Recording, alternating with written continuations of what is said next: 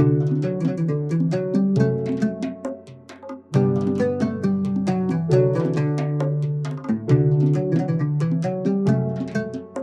عليكم ورحمة الله وبركاته. عنوان المحاضرة أيها الأحبة: كيف نستقبل العام الجديد؟ قبل أن أشرع في المحاضرة فإنني أشكر القائمين على هذا المسجد جميعا أن سنحوا لي هذه الفرصة، نسأل الله تعالى يبارك فيهم، وأيضا أشكركم جميعا على هذا الحضور. نسأل الله أن يجعلنا وإياكم مفتاحا الخير مغلاقا للشر. Zanguni Waislamu, عنوان المحاضرة: vipi tumpokee mwezi mpya wa Hijria, mwezi wa Islamu 1446 tunaingia 1447. Kwanza, hijra maana yake nini? Hijra kuhama sehemu unaenda sehemu nyingine. Sasa leo mitaka niongee, Waislamu tunakumbuka mwaka huu tunaaga mwaka 1446, tunapokea insha Allah mwaka 1447. Tutapata faida gani katika hijra ya Mtume Muhammad sallallahu alaihi wasallam? Ina darsa, ina ibra, ina faida. Leo nataka nisimame nikati hii darsa na faida katika hijra ya Mtume Muhammad sallallahu alayhi wasallam. Hijra, Qur'an imeweka wazi. Baba yetu Ibrahim Abul Anbiya alayhi wa ala nabiyina salam, yeye kafanya hijra na Qur'an imeweka wazi, kasema inni dhahibun ila rabbi sayahdin, naenda mimi kwa Mola wangu, naomba Mungu anipe mimi hidayah. Alikuwa ametoka nchi ya Babil, Iraq, anaenda Baitul Maqdis alayhi salam. Baada watu wake umekataa kubali da'wa zake, mpaka umewasha moto, utaka kuingiza ndani ya moto huyu, mpaka umeingiza. Baada hapo umeona watu hawataki haki, kichwa ngumu, amehama. Na vile vile Nabii Lut alayhi salam, na Qur'ani ameweka wazi. Mungu asema fa amana lahu Lut. Nabii Lut alayhi salam ilikuwa anaishi Jordan, nchi Jordan sasa hivi. Na baadhi riwayat wanasema Nabii Ibrahim ilikuwa babake mdogo, yani Lut ni mtoto, Ibrahim ni baba mdogo. Na yeye kasema wazi فآمن له لوط أمياميني إبراهيم عليه السلام، يكون وقت موجة نكسم وقال إني مهاجر إلى ربي سيهدين. نمي من نونا كهامة كويدية الله تعالى. وقت واتواك ولكون ملت إلى التبيع وجليانا منهم وكم منهم تسنيك كنية أفاني هجرة. القرآن مكوازي متوم محمد صلى الله عليه وسلم الصحابة زاكي مفاني هجرة، الذين يخرجوا من ديارهم بغير حق، متوكا كتك ومتوليوا كتك ينبايا بلا حق. بل Mtume Muhammad sallallahu alaihi wasallam ilikuwa wakati anatoka Makka, ataka kutoka, ilikuwa anahuzunika mpaka analia, mpaka anasema Makka, kama mimi watu wako hajanifukuza mimi sitaki nikuacha, sallallahu alaihi wasallam. Wana mtu tauliza sema, kwani Sheikh unaongea hijra? Tuongee hijra, utajua katika darasa yetu leo faida ya hijra. Ya pili, wewe mwenyewe unaweza kufanya hijra. Hijra kivipi? Uhjur min almaasi ila taati rabbik, hama kwa maasiya, mkimbilia Mola wako. Nini hijra? Kitu umezoea, maasiya umezoea, uzina, nini, acha, hama, kimbilia Allah subhanahu wa ta'ala. Sasa ndugu zanguni, angalieni vizuri. Sayyid Ibrahim anasema mimi dhahibu ila rabbi sayahdin, mimi nenda kwa Mola wangu yeye aniongoza yeye. Alhidayah yuko kwa nani? Katika Allah subhanahu. Maana katika Qur'ani unaona Allah anaambia Mtume Muhammad sallallahu alaihi wasallam, innaka la tahdi man ahbabta, sura al-Qasas. Huwezi kuongoza, huwezi kumpa hidayah mtu yote unapenda. Lakini mbona mwisho wa sura ash-Shura Allah anaambia Mtume Muhammad sallallahu alaihi wasallam, anaambia Mtume Muhammad sallallahu alaihi wasallam, innaka la tahdi ila siratal mustaqim. Wewe Muhammad, kawaida yako unaongoza watu katika njia menyoka. Vipi wewe una tabia kuongoza watu? Na mbona katika qassa nasema wewe huwezi kuongoza mtu yote ambaye unapenda? Qur'ani ya Mungu hawezi kugongana mpaka ujue sababu nuzul aya na sentensi ya Qur'ani na mpaka uelewe. ولو كان من عند غير الله لوجدوا فيه اختلافا كثيرا. kama Qur'ani haji kwa Allah Ta'ala itakuwa inagongana sehemu nyingi sana, lakini hawezi kugongana. Kama unaona sehemu inagongana, shida kwako wewe. Kama una malaria unaona tamu ya asali usikii, sio shida asali, shida wewe. Una malaria, tumia dawa mpaka uchungu utoke katika ulimi, baadaye utapata test vizuri kabisa. Ulama wanasema hidayah iko aina mbili, hidayatu bayan wa hidayatu tawfiq. Kumbainishia mtu njia ya haki, dini ya Allah, hii katika aina ya kuongoza watu, aina katika hidayah. Ushahidi Allah Ta'ala katika Qur'an anasema, wa amma thamuda fahadainahum fastahabu al-ama ala al-huda. Mungu anasema watu wa Thamud sisi tumeongoza, tumempa hidayah.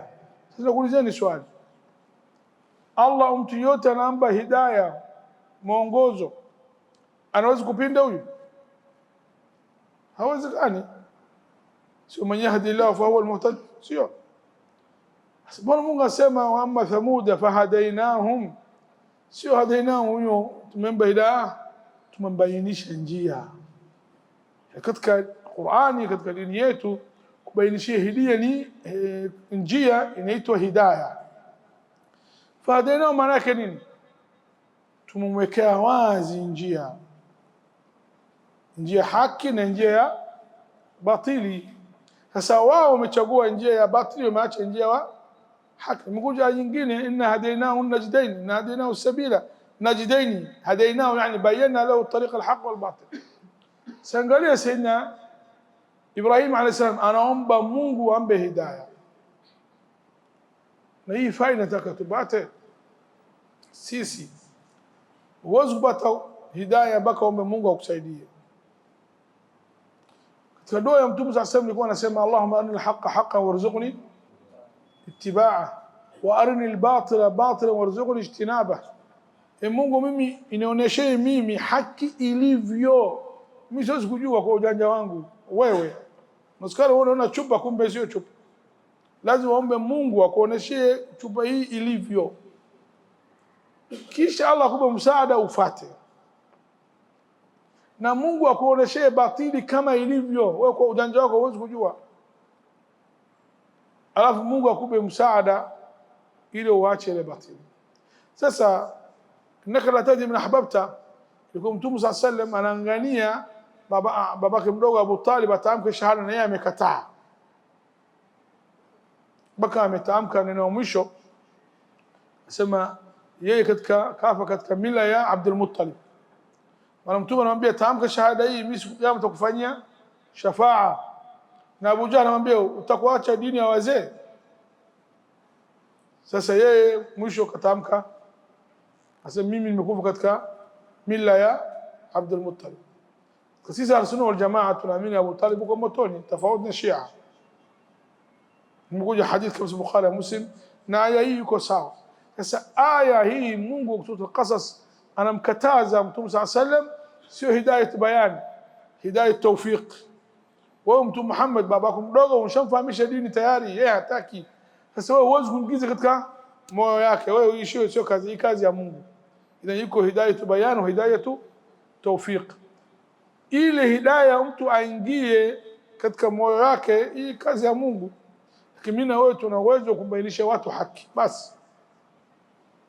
Sasa mgangoni Waislamu, Mtume sallallahu alaihi wasallam kahama kutoka Makka kwenda Madina. Swali, mtume amehama kutoka Makka mpaka Madina, alikuwa yeye mwoga? Hasha wakalla, sio mwoga. Min ashja'i nnas. Ali ibn Abi Talib anasema wakati tunapigana wakafiri hali ngumu, sisi tulikuwa tutafuta himaya nyuma ya mtume sallallahu alayhi wasallam. Katika ghazwat Hunain, wa yawma Hunain idha ajabatkum kathratukum falam tughni ankum shay'an wa daqat alaykum al-ardu bima rahabat thumma wallaytum mudbirin. Sahaba siku ile katika Hunain huko watu wamekimbia mpaka wamerudi Madina, wamesambaratika jeshi. Kwa nini? Neno moja tu, wasema safari sisi tuko wengi, tutashinda kwa wingi, tutashinda. Mungu atakumuonesha kila siku unashinda, sio kwa ili wewe wengi, yani kwa ili ya wa man nasru illa min indillah. Mpaka Mungu akube nusra, Mungu akube nguvu, uweze kupata ushindi. Wile niambieni hivi, Gaza miaka 2 hivi, karibu miaka 2 sio? Palestina wanamuua watoto, mpaka sio wameshinda. Nani anamsuru? Allah subhanahu wa ta'ala. Sasa tunakuni Waislamu katika hii, watu wote wamekimbia, mibaki Mtume Muhammad sallallahu alaihi wasallam na watu wachache kama watu 40-50. Na Mtume yuko katika sehemu ya vita, anasema ana nabii la kadhib, ana ibn Abd al-Muttalib, mimi ni nabii wa Allah, mtume wa Allah, sio uongo, mimi mtoto wa Abd al-Muttalib. Hajaondoka. Sasa Mtume katoka Makka Madina, alikuwa anakimbia, alikuwa akimbia. Wala Mtume sio mwoga, ni shujaa. Kwa mtu katika jahiliya jina lake limesahau, ilikuwa na nguvu, anakanyaga mkia ya ng'ombe, anamita watu 100 amvute, hawawezi. Yeye anakaa hapa kama anapiga story. Ilikuwa ni mpaka farasi anatembea, farasi anavuta hii kama mkokoteni hii, anamzuia. Katika sira wametaja ulama, yeye anakanyaga hii kama kamba, vuteni yeye, wala hata hawafanyi hivi, anakaa wala hana habari. Ilikuwa nguvu, na kila mtu wanashindana, yeye anamweka, anamlaza, ito musara. Lakini kaona Mtume sallallahu alayhi wasallam, Mtume katandika mara 3 jamaa, bali kwa kiboko kwa Quraysh. Mtume na shujaa sallallahu alayhi wasallam na nguvu sallallahu alayhi wasallam. Sasa hajahama Makka kwenda Madina kwa ili yeye moga abadan. Ya pili, Mtume sallallahu alayhi wasallam kahama from Makka, ilikuwa yeye anatafuta apate madaraka. Makka amekosa, Madina kula tabata uraisi, au alikuwa anataka ufalme au anataka hela? Hasha wakalla. Kwa nini? Kumbuka katika sira imetajwa wa Quraysh wanaona dini ya Allah subhanahu wa ta'ala inasambaa, watu wengi wanafuata dini ya haki Makka, mfuata Mtume. Sema wewe kama unataka hela, tuambie shida yako hela, tuambie sisi tutakufanyia mchango, tutakupa hela, utakuwa wewe mtu katikati yetu Makka, tajiri number 1. Kama unataka wewe mfalme, takupa ufalme. Lakini Quraysh wala mpaka maji imefika shingoni, hawajui dini ya Allah sio dini ya Mtume Muhammad sallallahu alaihi wasallam. Riwaya nyingine imekuja kama unataka mtafuta mwanamke tu, takuozesha. Kama unataka tube wewe mfalme, hatufanyi kitu mpaka amri yako, hatufanyi kitu mpaka tuushauriana na wewe. Tumekataa sallallahu alaihi wasallam. Imekuja hadithi, wallahi kama unaweka jua mkono wangu wa kulia na mwezi mkono wa kushoto, niache dini yangu siwezi kuacha. Hadithi angalau ni dhaifu, lakini hadithi mashhur katika kutubu as-sira. Mtume sallam lengo yake kuhama from Makka Madina sio ilikuwa na moga, hapana, wala hataki mali. Lakini Quraysh mmwambia njoo, ilikuwa sallallahu alaihi wasallam anataka apate sehemu ya kusimamisha serikali yake ya Kiislamu. asambaze tauhidi wa Allah subhanahu wa ta'ala. Na hii ilikuwa amri ya Allah subhanahu wa ta'ala. Katika hijra tunapata faida, Muislamu takia mambo yake apange vizuri. Usiwe mtu shagala bagala tu ovyo tu vurugu mechi. Maana sisi dini yetu tunaingia misikiti tufanyeje? Tunakaa safu, tunafuata imamu mmoja, na mtu hairuhusiwi kurukuu mpaka imamu arukuu, kutoa salamu mpaka atoe salamu. Hii maana ni nidhamu. Nidhamu tunana misikiti, mbona nje hatuna? Hijra ya Mtume sallallahu alayhi wasallam tunapata darasa kubwa. Muislamu takiwa mambo yake yapange. Mtume kutoka hijra amepanga yeye na Abu Bakar, amepanga. Ilikuwa tarehe 27 Safar, wameenda kukaa siku 3 Jabal Thawr, kujificha kule. Na Abu Bakar kanunua ngamia 2 kwa ajili ya kutoka naye safari. Na Mtume Abu Bakar kutoka anaitwa Abdullah, aende kusikiliza Quraysh wanasema nini, amletea report kila siku.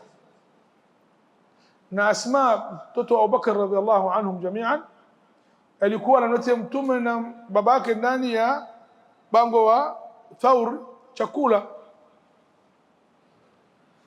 Hii wote nini? Mpango hii, nidhamu hii. Baadhi riwayat wanasema wakati wametoka ile athari yao ya mguu, kamiti Mtume Abu Bakar, mtu mmoja apitisha hapa mbuzi ili asionekane watu wasifate. Hata Asma wakati anamwekea chakula, yuko mtu anachunga mbuzi, Asma ashaenda kurudi, anapitisha mbuzi ile wa Quraysh asione huyu mwanamke anaenda wapi. Wote kafanya nini? Pango. Na vile vile Abu Bakar kapanga mtu anaitwa Abdullah ibn Urayqit al-Laythi al-Kinani. Huyu baada tutapata historia yake kifupi. Alikuwa yeye anajua njia ya jangwa, mtaalamu. Wakati unataka kwenda sehemu, unachukua mtu hata hajui njia hiyo, anakupoteza. Na Abu Bakr radhiallahu anhu ilikuwa na sifa inaitwa kana min nasabati al-arab. Abu Bakr radhiallahu anhu alikuwa anajua nasaba wa Arabu, yani kila kabila nasabu yake, tabia yao alikuwa anajua vizuri. Ni maana akachagua mtu huyu, ilikuwa huyu rafiki yake. Huyu alikuwa sio Muislamu kabisa, bal Ibn Hajar al-Asqalani ananukulu kutoka Nawawi na wengine min ahli ilm, huyu alikuwa hajasilimu kabisa. Sasa faida ndugu zangu tunapata kwanza nini? Mtume sallallahu alayhi wasallam mambo yake amepanga vizuri.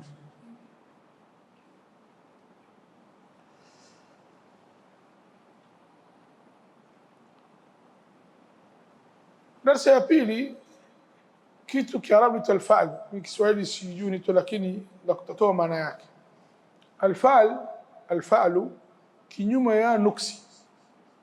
Yani kila kitu kimetoka kwako, hata unaona mbaya wewe waamini nini khairi, inshallah khairi, itakuwa khairi tu.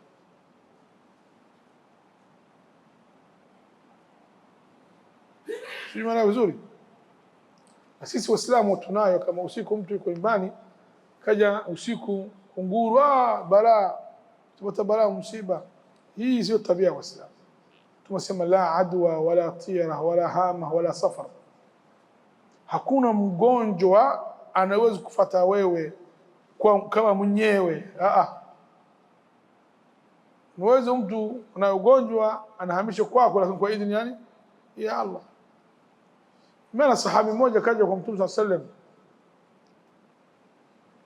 kamwambia mimi sitaki ngamia hii aingie katika ngamia hii. Na ugonjwa unaitwa jarab maana yake baka nywele ni au inyandoka ya ngamia. asema huyu kama ataweka ndani ya ngamia itabata ngamia yote itaathirika. Sasa Mtume akamwambia huyu jamaa alikuwa anaamini ugonjwa inaweza mwenyewe kumfika mtu, mgonjwa wenyewe kama mwenyewe. Tukamwambia hapana, ngamia mwanza akapata maradhi, nani kamletea? Nani? Allah.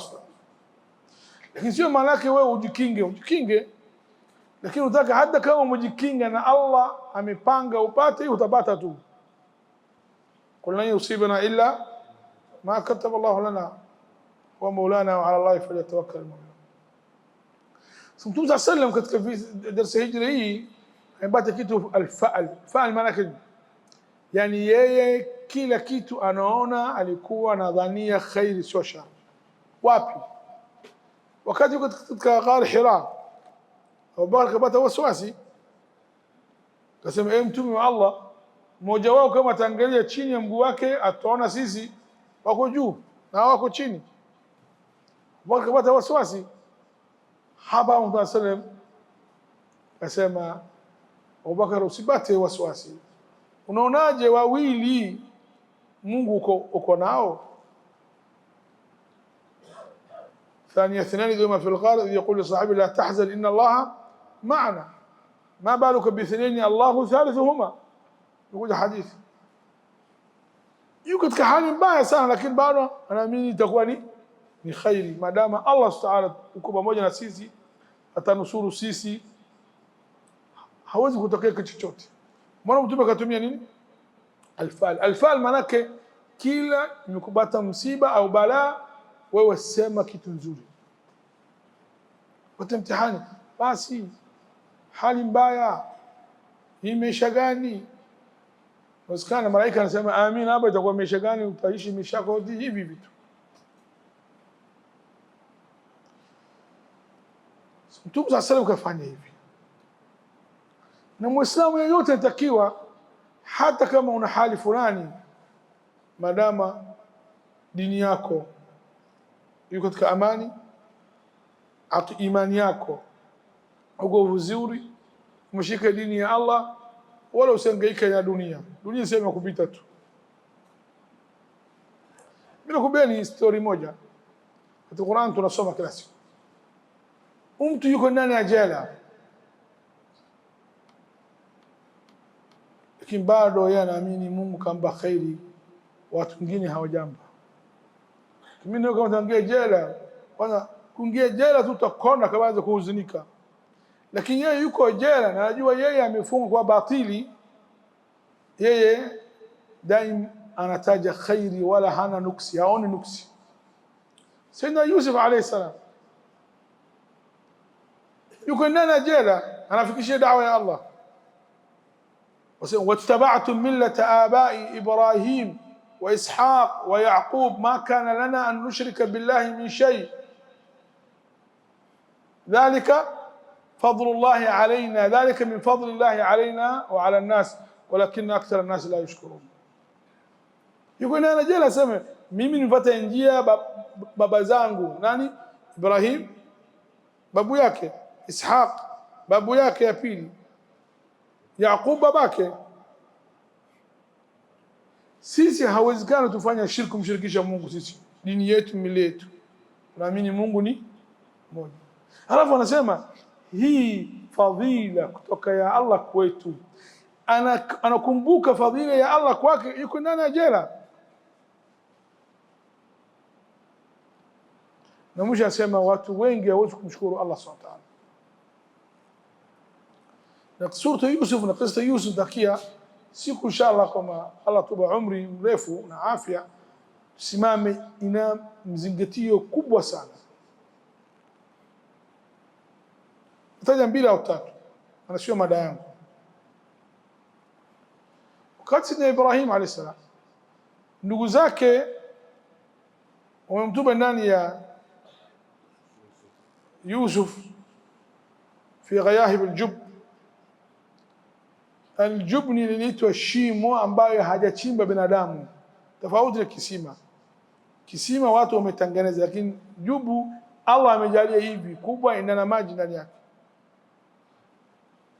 Mtuba ndani ya shimo. yeye mtoto mdogo. Wakati amerudi kwa baba yao amesema nini? Kwa sura hii inapata faida, wenda ndugu zako baba mmoja mama mmoja watakuchukia kwa ajili husda. Nipo. Wala usipate pressure, msamehe tu. Wala tumia njia hii anafanya hii. Nasikana kitu ipo lakini lengo kubwa ni wana husda. Wewe sio bora kuliko Yusuf alayhi wa ala nabiyina salam. Wakati ndugu yake Binyamin ameiba, wamerudi kwa baba yao wanasema, ya abana inna ibnaka saraqa wama shahidna illa bima alimna. Baba yetu, mtoto wako Binyamin alikuwa mwizi, kaiba. Sasa swali, kwa nini hajawasema ya abana inna akhana saraqa? Baba yetu, ndugu yetu kaiba. Kule wakati kuchukua Yusuf utumia ndugu, arsil maana akhana, sio tupe ndugu zetu tutoka naye. Lakini wakati Binyamin kaiba au mtengeneza Yusuf jinsi ya kuiba, yeye hajaiba halisi. Ya abana inna ibnaka saraqa, maana yake nini?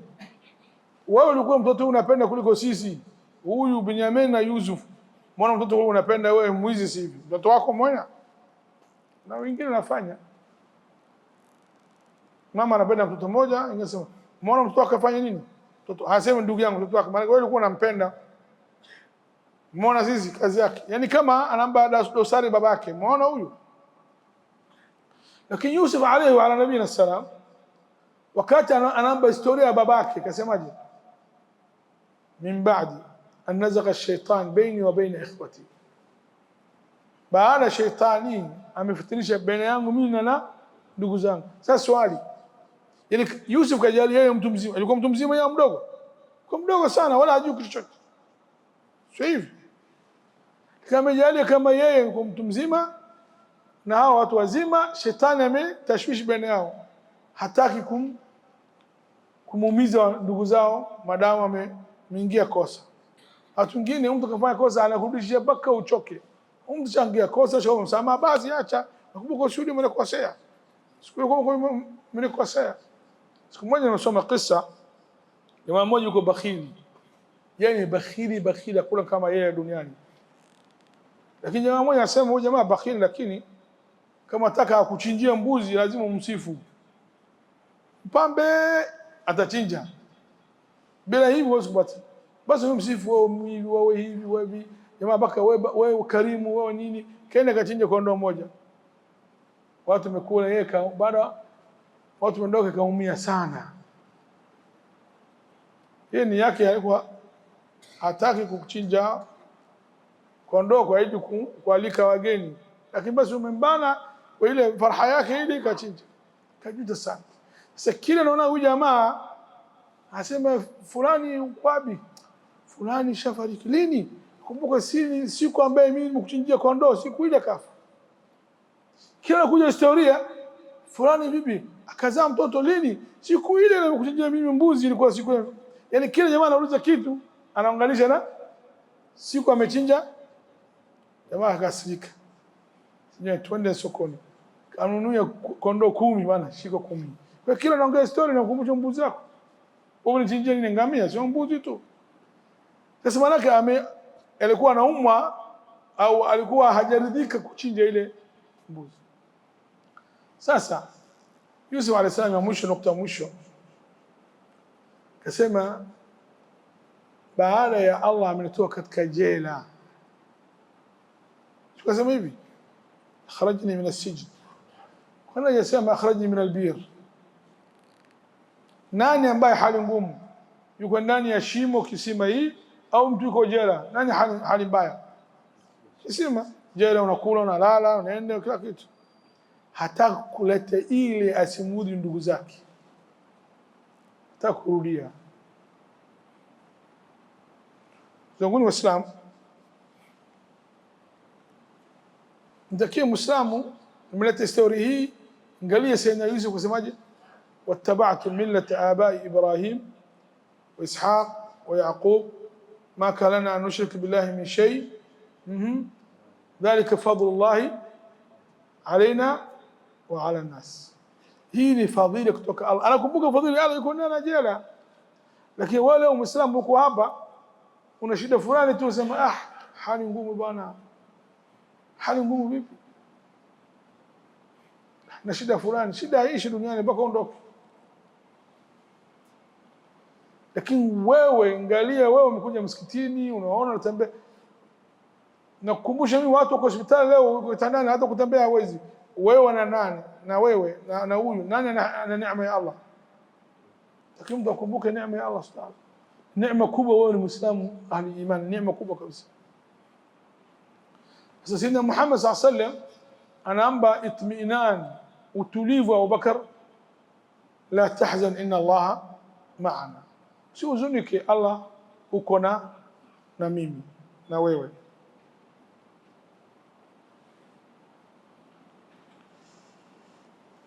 Nukta nyingine ndugu zangu Waislamu ambayo tupata faida katika hii,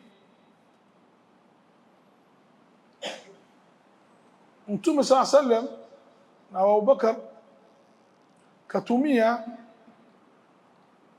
Abdullah ibn Urayqit, kama nasema awali hapa, na riwaya nyingi inaonekana huyu jamaa hajisilimu.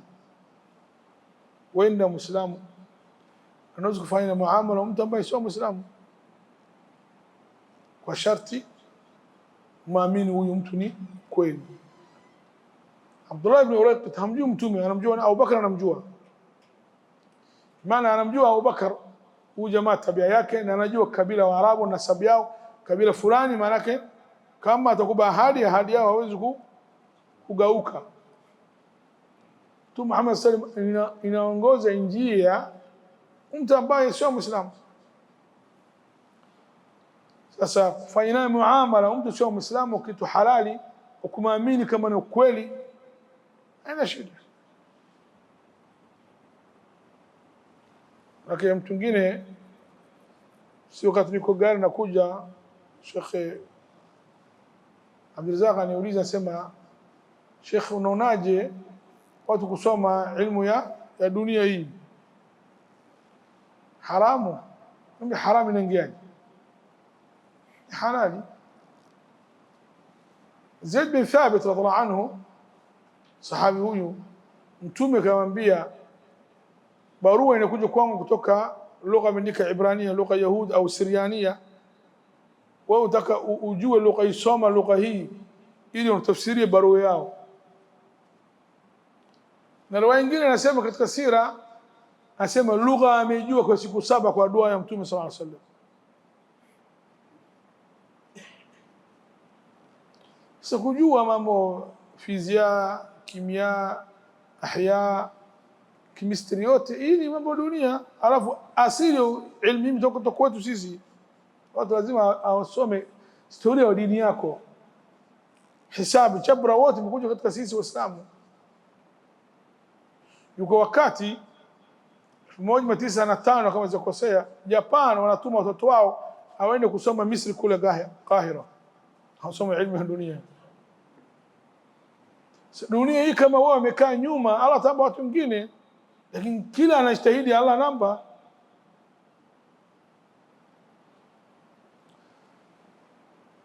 Sasa ndugu zangu Waislamu, kusoma lugha ya Kiingereza, kusoma ilmu nini ni sawa.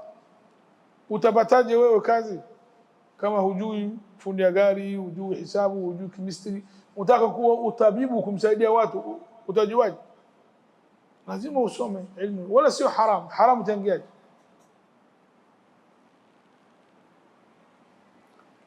Vile vile nitakiwa wewe kitu moja inaweza kuwa haram kwa sharti moja.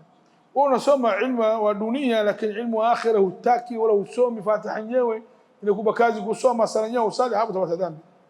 Lakini asikushughulishe dini yako, soma ni mambo dunia, soma. Na Mtume katika hadithi anasema, antum a'lam bi umur dunyakum. Bal Qur'ani kama unaangalia vizuri, mara nyingine anaongea kitu ya angani. Sanurihim ayatina fil afaq wa fi anfusihim hatta yatabayyana lahum annahu alhaq. Tumeonesha Mungu asema alama zetu Allah upo katika angani.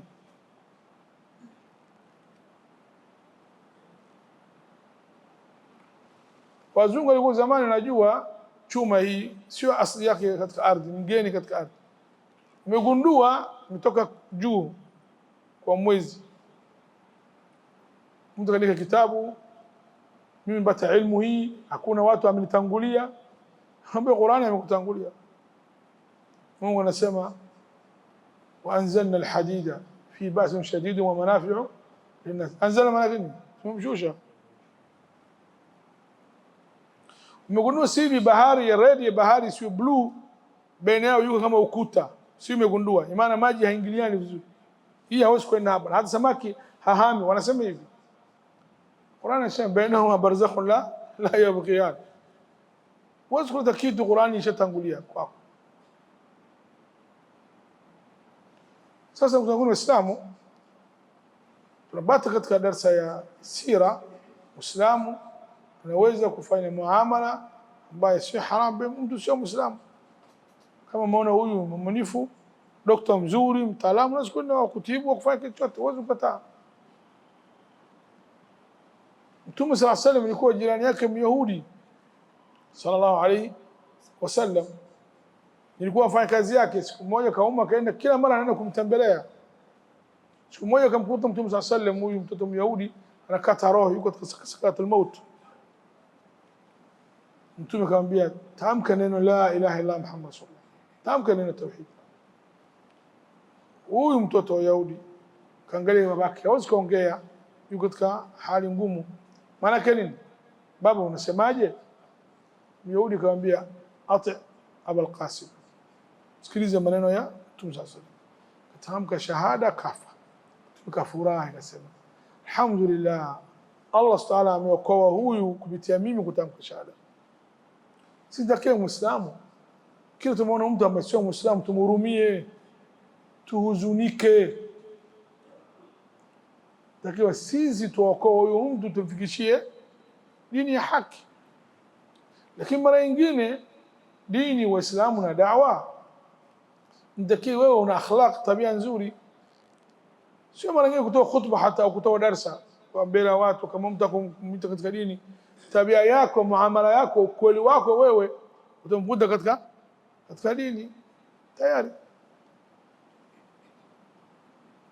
Kwa watu wengi si hivi, ila marahima rabbi, wao waislamu lakini tabia nzuri hawana, ila marahima rabbi. Quraish pamoja na Quraish sio wana jahilia, pamoja ujahilia wa Abu Jahl na Abu Lahab, lakini walikuwa na tabia nzuri. Maana Mtume anasema inma bu'ithtu liutammima makarim al-akhlaq, Allah mimi amenituma mimi nikamilishe tabia nzuri, nikamilishe. Maana yake kitu ipo.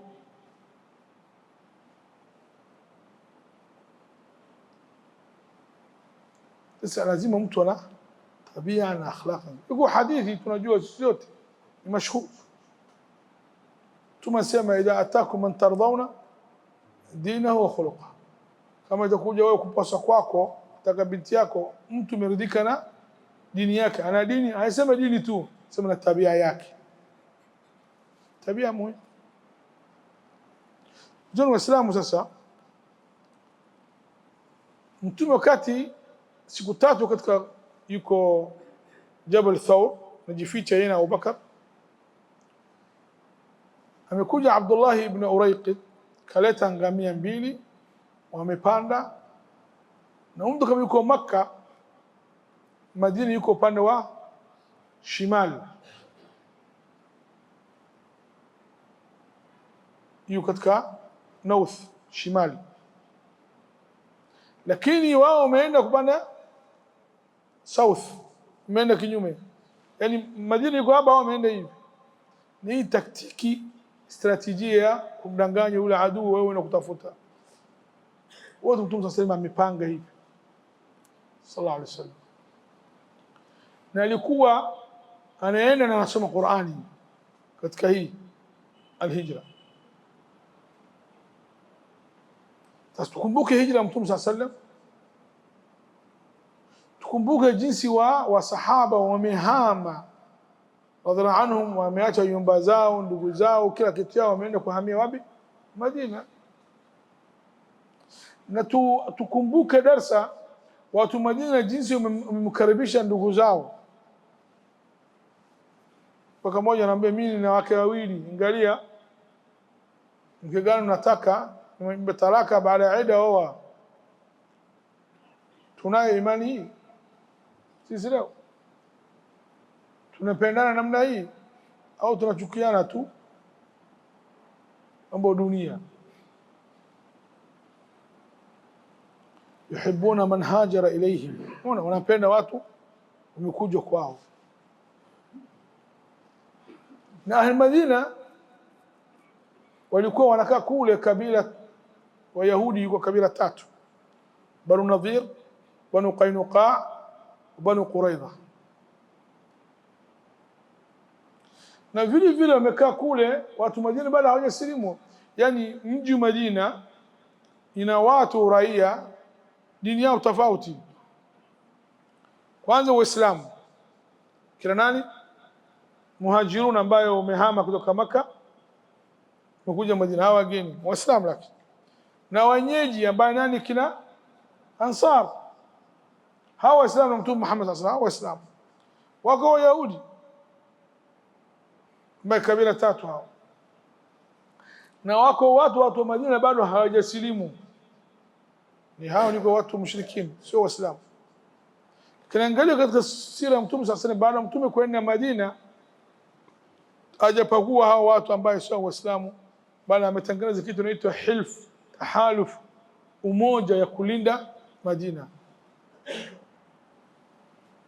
Jo, tulinde nchi yetu pamoja, tofauti watu dini yao na imani yao. Tumekafanya hivi katika Ghazwatul Ahzab, inaweka wazi, lakini Wayahudi wamefanya khiana, wamekhini ndani ya Madina, wamegeuka. Maana Mungu anasema ijaukum min fawqikum min asfala minkum wa izaqat al-absar wa balaghat al-qulub al-hanajir wa tadhununa billahi dhununa hunalika ubtuliya al-mu'minu wa zulzilu zilzalan shadida. Bali Allah Waislamu wamempa ushindi. Mtume akamwambia sahaba, la yusalliyanna ahadukum al-asra illa fi Bani Quraidha, hakuna mtu kusali asr mpaka tumlibia kisasa, wamekhalifu wamekhini ila hadi. Lakini mwanzo Mtume sallallahu alaihi wasallam tengeneza nayo umoja ili tulinde nchi yetu. Sisi Waislamu katika darasa hili tunapata jinsi Mtume sallallahu alaihi wasallam wa sahaba umetoa muhanga kwa dini hii. Dini kwetu imefika nyepesi tu, na dini sio kuzaliwa kama cheti cha kuzaliwa. Dini ni vitendo.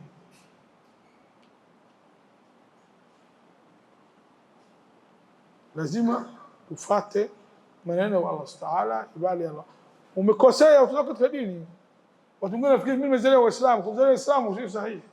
Wengine alizaliwa Waislamu kasilimu, unasikana ingia peponi kabla wewe. Tu ndugu zangu Waislamu, ilikuwa mimi nimeweka hijra Tabata, bali hii nimetaja na nasaha wangu tukumbuke hii kitu, jinsi Mtume sallallahu alaihi wasallam amepata tabu. Tukumbuke muhajirin jinsi wameacha nchi yao na kila sehemu yao wameenda kwa ajili ya Allah subhanahu wa ta'ala, na tukumbuke Ansar jinsi wamepokea Mtume sallallahu alaihi wasallam, wamtetea dini hii. Wote tupate katika hijra